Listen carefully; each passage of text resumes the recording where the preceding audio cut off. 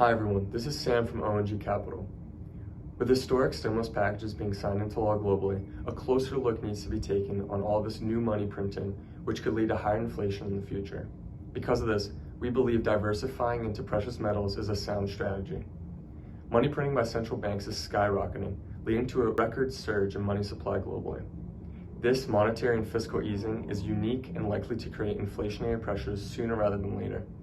Globalization has played an important role in the last few decades as a deflationary force.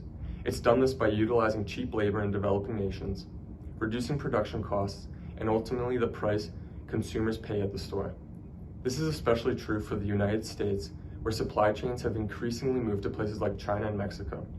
We saw this in a supply shock from the US-China trade war late last year. That has now been amplified by the COVID-19 pandemic.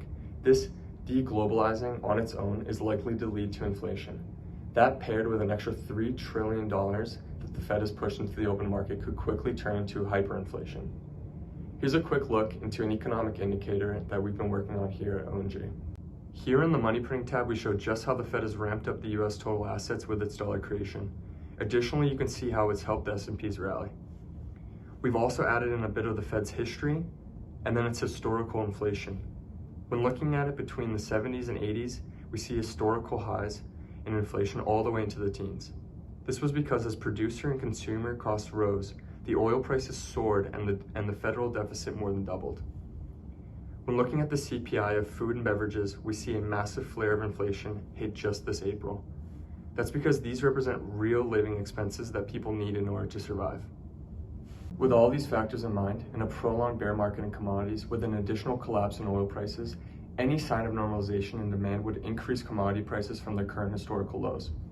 The price for stimulus is inflation, and this will eat away at a currency's purchasing power. Additionally, if 2020 is anything like 2008, we're at the very beginning of a rally in the commodities asset class. If inflation were to occur, investors need to have their portfolios hedged accordingly in order to be prepared for this. They can do this by increasing their exposure to precious metals like gold and silver, as well as low-cost commodity ETFs. These will provide your portfolio with the needed safety from potential inflation. Next week, I'll be digging deep into the Fed's near-zero interest rates and just how it's affecting the S&P 500. Additionally, I want to show you how, as an investor, you can utilize this to your advantage.